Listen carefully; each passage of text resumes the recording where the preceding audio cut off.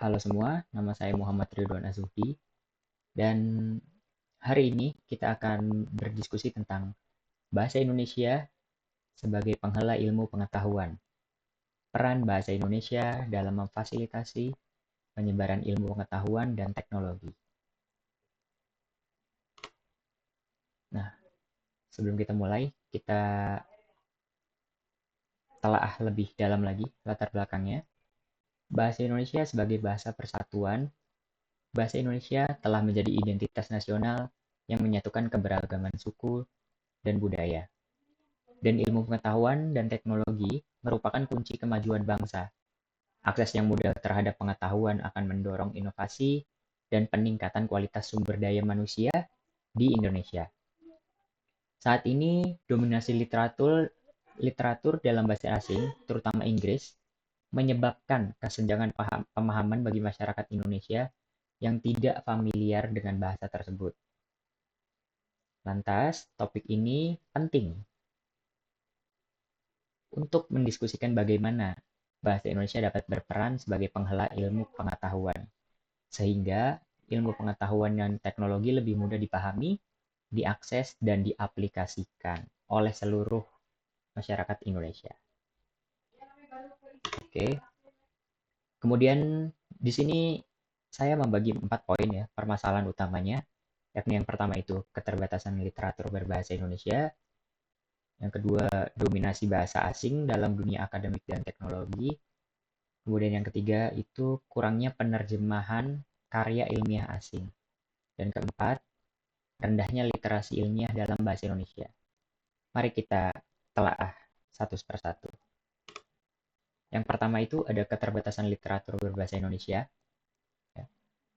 Kalian bisa lihat saat ini sebagian besar karya ilmiah itu dalam buku teks dan sumber informasinya itu eh, yang beredar di Indonesia ditulis dalam bahasa asing, terutama bahasa Inggris. Ya, hal ini itu menjadi masyarakat yang kurang familiar dengan bahasa tersebut gitu. Jadi merasa kesulitan untuk memahami ilmu pengetahuan tersebut dan juga jumlah karya ilmiah yang berkualitas itu dalam bahasa Indonesia itu masih sangat terbatas gitu. Jadi masyarakat masih sangat awam untuk mengerti bagaimana berliteratur dalam mengerti uh, sumber informasi tersebut. Kemudian yang kedua, adanya dominasi bahasa asing dalam dunia akademik dan teknologi. Di dunia akademik, terutama di perguruan tinggi, jurnal ilmiah internasional, buku teks, hingga panduan teknologi banyak menggunakan bahasa Inggris. Panduan teknologi banyak menggunakan bahasa Inggris, mahasiswa dan peneliti seringkali harus berjuang untuk memahami informasi penting ini.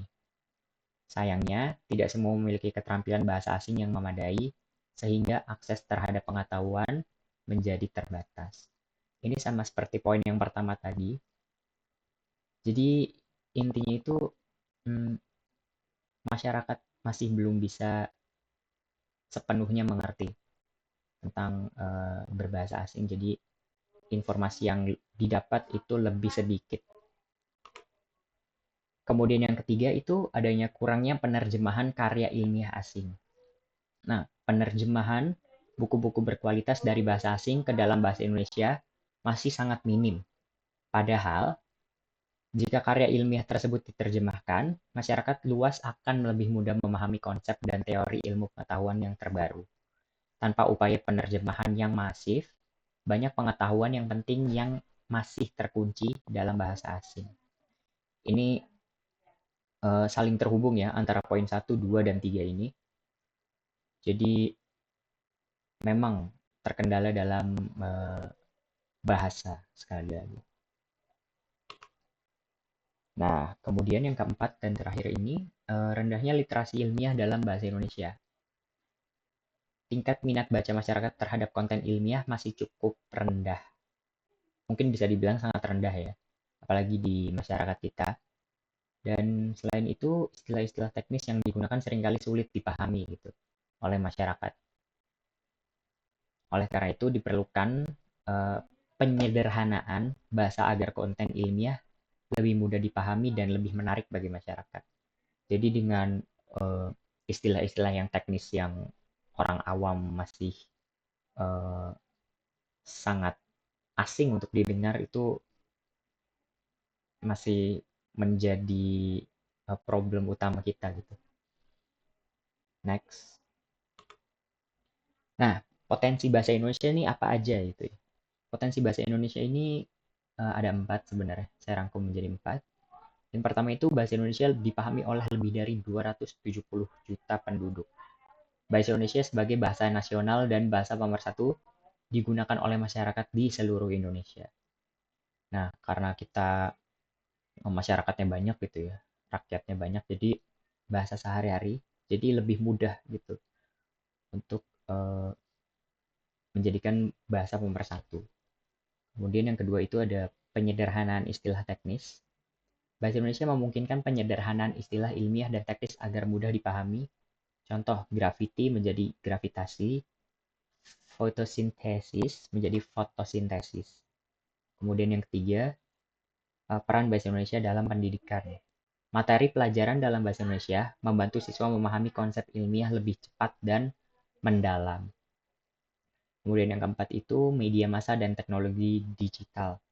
Perkembangan teknologi digital mempermudah penyebaran konten ilmiah berbahasa Indonesia melalui platform edukasi online dan media sosial. Jadi dengan adanya media massa dan teknologi digital saat ini, industri 4.0 memudahkan ya potensi berbahasa Indonesia itu lebih luas lagi ke masyarakat. Oke, kemudian kita lanjut ke strategi dan solusi. Yang pertama, solusinya itu peningkatan jumlah literatur ilmiah berbahasa Indonesia. Yang pertama itu ada mendorong para akademis dan peneliti untuk menulis karya ilmiah dalam bahasa Indonesia. Kemudian nomor 2, penerbitan buku-buku ilmiah dan teknologi dalam bahasa Indonesia yang mudah diakses oleh masyarakat. Nah, 2 poin penting ini sangat berpengaruh gitu ya. Ini dalam solusi eh, peningkatkan jumlah literatur ilmiah berbahasa Indonesia. Kemudian yang kedua itu ada program penerjemahan karya ilmiah asing. Ini mendorong program penerjemahan buku dan jurnal ilmiah berkualitas dari bahasa asing ke dalam bahasa Indonesia. Kemudian yang kedua, kolaborasi antara pemerintah, universitas, dan penerbit untuk mendanai penerjemahan konten yang penting. Nah, di sini sebenarnya kolaborasi antar pemerintah, universitas, dan penerbit itu memang harus satu jalan ya. Karena dengan adanya ini kolaborasi penerjemahan karya ilmiah asing jadi lebih mudah. Kemudian 3, pemanfaatan teknologi digital. Yang pertama, mengembangkan lebih banyak platform edukasi berbasis bahasa Indonesia, seperti aplikasi, website, dan media sosial. Kemudian yang kedua, mendorong kreator konten untuk membuat materi ilmiah populer yang mudah dipahami masyarakat seperti video pendek, artikel, atau podcast berbahasa Indonesia. Jadi pemanfaatan teknologi digital ini mendorong kreator konten untuk membuat materi ilmiah populer. Jadi tidak usah yang kaku-kaku seperti itu. Jadi lebih masuk ke dalam sehari-hari dalam masyarakat, yang dimana banyak orang yang main Reels, TikTok, mereka sangat erat dalam media sosial. Jadi cara ini termasuk mudah untuk masuk ke masyarakat gitu. Kemudian yang keempat itu penyederhanaan istilah ilmiah. Yang pertama, pembentukan tim ahli bahasa dan ilmuwan untuk menyederhanakan dan mempopulerkan istilah teknis ke dalam bahasa Indonesia. Contoh, menggunakan istilah sederhana untuk konten edukasi sains seperti di media massa dan platform digital. Lebih sederhana, tidak ada bahasa teknis, lebih mudah dipahami oleh masyarakat. Nah, kemudian terakhir, kesimpulan dan harapan. Kesimpulannya, bahasa Indonesia memiliki potensi besar bagi penghela ilmu pengetahuan dan teknologi di Indonesia. Tantangan seperti keterbatasan literatur, dominasi bahasa asing, dan rendahnya literasi ilmiah harus diatasi dengan strategi konkret. dengan penyederhanaan istilah, penerjemahan karya ilmiah, dan pemanfaatan teknologi digital. Ilmuwan pengetahuan dapat tersebar lebih luas dan mudah dipahami. Kemudian harapannya, bahasa Indonesia dapat menjadi bahasa yang kuat dan berdaya saing dalam ilmu pengetahuan, teknologi, dan pendidikan. Kolaborasi antara pemerintah, akademis, penerbit, dan masyarakat sangat dibutuhkan untuk memaksimalkan peran bahasa Indonesia. Kemudian yang ketiga, generasi muda diharapkan dapat berperan aktif dalam mengembangkan konten ilmiah berbahasa Indonesia agar lebih mudah diakses dan dipahami. Oke, pesan akhir.